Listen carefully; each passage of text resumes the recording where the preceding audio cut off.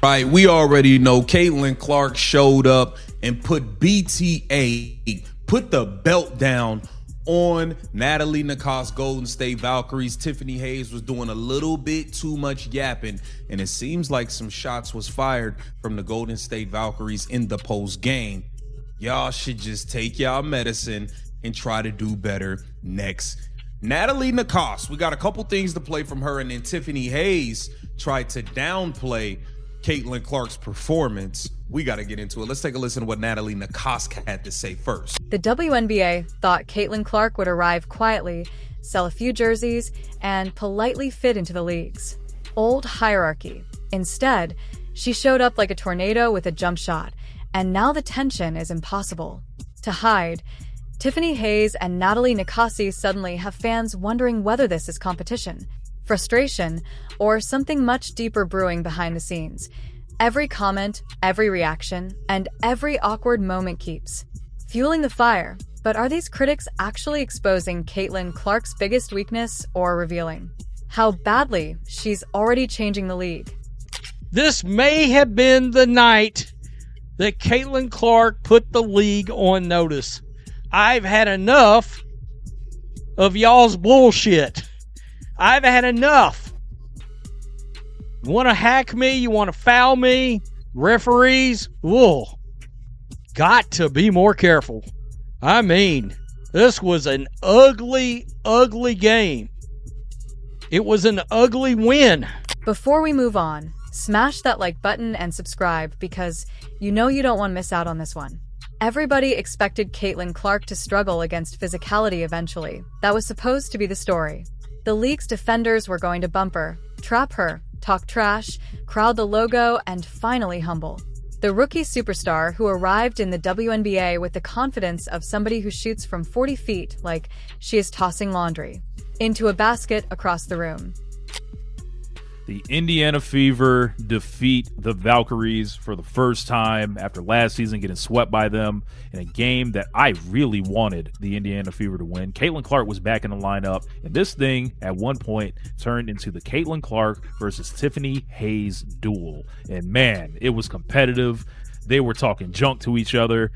They were firing up. It was physical. They were letting each other have it, and at the end of the day, Caitlin got the better of the situation, finished the game with 22 points, 9 boards, looking every bit like the MVP candidate that she is. Instead, the exact opposite keeps happening, and now every team that tries to teach her a lesson somehow ends up starring in Caitlin Clark's personal highlight reel. This time, the Golden State Valkyries volunteered themselves for the experiment, and things went downhill so fast that by the end of the night it felt less like a basketball game and more like a live-action stress test for Natalie Nakase's patience and Tiffany Hayes's.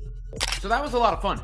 The Indiana Fever showed a lot of fight against the Golden State Valkyries because the Valkyries came out, you know, they're a team, they have length, they have athleticism, they were hacking a little bit, and the Fever fought through it. Caitlin Clark fought through it. She had struggled against the Valkyries last year, not in this one. You know, she's been hitting the logo bombs. She's diming people up. Got the support from Aaliyah Boston and Kelsey Mitchell. As always, Sophie Cunningham was good off the bench. Raven Johnson made a nice impression in her minutes, and it was nice to see the Fever fight. The Valkyries came into the matchup talking about physicality, disruption, pressure defense, and making Caitlin Clark uncomfortable. Meanwhile, Caitlin Clark walked into the arena looking like somebody who had already seen the ending of the movie and knew exactly who was getting embarrassed. Well, Tuesday I was here. I got treatment, as I've done many practices before, as many of my teammates have done. Had every intention of playing. Didn't indicate I wasn't going to play.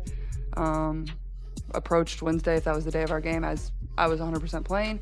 Woke up Tuesday, felt a little sore. Texted our training staff, texted my personal physio. Then do you want to know what I ate for breakfast too? So then I had a filet, I had 2 eggs over medium, I had potatoes, and 2 blueberry waffles with butter and syrup. Before the game even tipped off, Natalie Nakase was already laying out the blueprint for how her team planned to slow Caitlin Clark down. She talked about picking her up high because Clark shoots from the logo. She talked about sending multiple defenders. She talked about making things physical. She talked about forcing Clark left because that step back jumper is basically automatic. The strategy sounded smart on paper, and honestly, it probably was. The problem is that basketball. Games are not played on paper. They're played in real time, and Caitlin Clark treats defensive schemes the way a teenager treats terms and conditions on an iPhone update. She sees them, ignores them completely, and keeps moving. Caitlin Clark has coaches discussing 35-foot jumpers like they are routine free throws. That is not normal basketball behavior. That is the basketball equivalent of somebody parallel parking a monster truck with one hand. While eating tacos, the Valkyries wanted to disrupt her rhythm early, but Clark immediately started. Doing what she always does whenever defenses become too aggressive, she turned their pressure against them. The traps created openings. Okay, so in this first minute right here, you're going to witness CC scored right here on an island once again, opening the play. In the first minute of the game, you see she rejected the Kelsey Mitchell screen. Knows there's nothing there. CC goes up for a bucket, and yes, normally you could be like, damn, CC, that's a very tough bucket right there. Or you could say, oh, CC, coming back from a back injury, stressing your back on the first play, taking contact. I mean, this right here in itself is already scaring me. Like, honestly, anybody who's ever hooped, you guys know if you dealt with any back pain, this right here feels like hell. The double teams opened passing lanes. The physical defense only seemed to make her more focused. Every time Golden State tried to crowd her space, Clark responded by launching another deep three that made the crowd sound like they had just witnessed a magic trick. And the most brutal part was that it did not even feel forced. Sometimes players score a lot because they are taking wild shots and barely surviving possessions. Caitlin Clark was orchestrating everything with complete control. She was reading defenders before they moved. She was dragging help defenders out of position. She was manipulating spacing like a chess player moving pieces 3 turns ahead. While Golden State kept talking, the Valkyries were trying to be disruptive because she doesn't like physicality, and that comment instantly lit social media on fire. Fans immediately pushed back because at this point, the entire basketball world has watched Caitlin Clark absorb more contact than a crash test dummy. Defenders grab her, bump her, trap her, shove her, and sometimes guard her like she personally stole their password, yet somehow people still keep trying to paint her as soft. Watching film, what is your message to your team about slowing her down? Yeah, I mean, obviously you gotta pick her up higher. She shoots from the logo, so you can't pick her up at the logo, just because, again, that's a super comfortable shot. It's almost like a layup to her, especially her going to her left. So we just gotta be aware. And it's just not about just an individual matchup. It's gonna be a team effort because they play so fast. So we're gonna be in constant communication, picking her up, whoever's closest. And then obviously physicality, like you can put some physicality on her. The reality is actually the opposite. Caitlin Clark gets defended with a level of aggression that few guards in the league consistently see. Teams throw everything at her because they know one bad defensive rotation can turn into a logo 3 and a viral clip within seconds. The physicality is not proof that she is weak. It is proof that opponents are terrified of giving her even an inch of space. And honestly, Nakase's comments probably would have landed better if Clark had not immediately gone out there and torched the entire defensive game plan. Anyway, people keep forgetting, if your strategy works, you can talk. Deep threes felt less like basketball plays and more like psychological warfare. Every time Golden State thought they had forced her into a difficult possession, Clark casually stepped backward and launched another missile. From somewhere near the parking lot, a T1 point, it genuinely looked like the Valkyries were defending her correctly. The contest was tight. The help defense rotated on time. The trap arrived exactly when it was supposed to. Then Clark still drilled the shot anyway, which is basically the basketball version of studying 6 hours for a test. And still watching the smartest kid finish in 12 minutes while eating.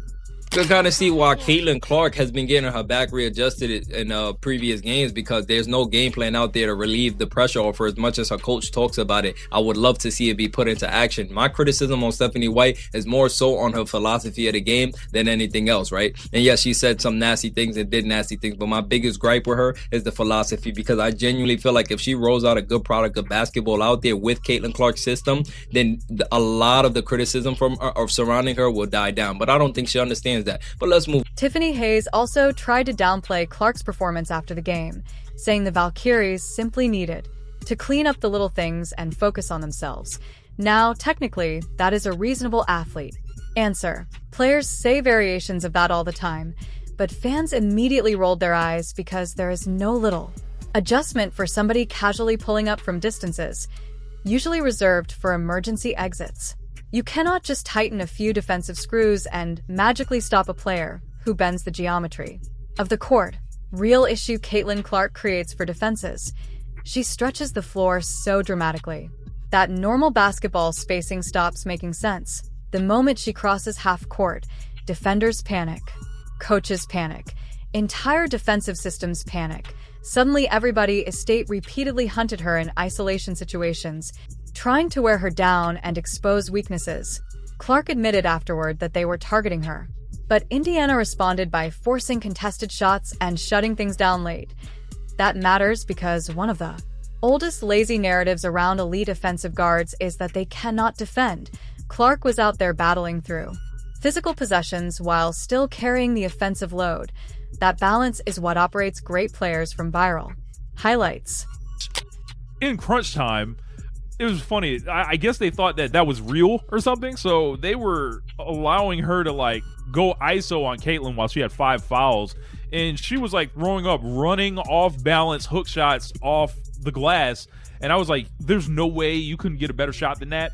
I wanted this win over the Valkyries because Nakase, I feel like, was so cocky and arrogant last year when she was discussing Caitlin, like, oh yeah, we figured her out. Anybody can have one explosive scoring night. Superstars dominate the game even when opponents spend the entire evening designing strategies specifically to frustrate them. Clark kept scoring, kept facilitating, kept competing defensively, and kept controlling the tempo despite Golden State throwing constant pressure at her. Then there was the technical foul situation, which somehow added even more chaos to an already heated game. Clark joked afterward about the referees and fines coming her way, and honestly, the officiating became part of the entertainment at that point. The game had turned so chippy and emotional that every whistle felt like it was adding fuel to an already raging fire. Players were frustrated, coaches were frustrated, fans were frustrated. Somewhere in the middle of all that madness was Caitlin Clark, still drilling deep threes like she had absolutely no interest in participating in normal human stress levels. Every defensive matchup becomes more intense. Every post-game comment gets dissected online like it is a presidential debate, and that pressure creates emotional reaction. That is why comments from players and coaches about Clark always explode online. Some fans interpret criticism as jealousy, others see it as competitive fire. The truth is probably somewhere in the middle. Caitlin Clark's presence changes everything financially, culturally, and competitively, and not everybody is comfortable with that reality. The win. But aside from that, it's just like, it's what I've been saying. That was a fun one. And for all the talk about what the Fever, what's happened this year, and Clark going out with the back the other day, and Stephanie White was not happy before the game either. She was asked what she thought about the WNBA issuing a warning. She said, for what? And we found out more that Clark wasn't sure she wasn't going to play, or didn't decide she wasn't going to play till right before. And, part of it's confidence, getting back out there healthy. The funny part is that all the talking usually ends up helping her. Golden State learned that lesson. In real time, every conversation before the game centered around slowing Clark down physically. By the end of the night, the bigger conversation was whether the Valkyries had accidentally motivated her into another historic performance. That is production, that is history, that is the kind of consistency that forces even critics to slowly run out of arguments. What makes it even scarier is that she still looks like a player figuring things out. There are moments where Clark clearly experiments with pacing, reads defenses differently, or tests new passing angles. She is already producing superstar numbers while still developing chemistry with teammates and adjusting to defensive schemes designed entirely around stopping her. That should concern the rest of the league, because most players peak after opponents study them. Clark seems to evolve. Aaliyah Boston deserves credit too, because her chemistry with Clark continues improving every game. The Fever finally looked like a team understanding how dangerous they can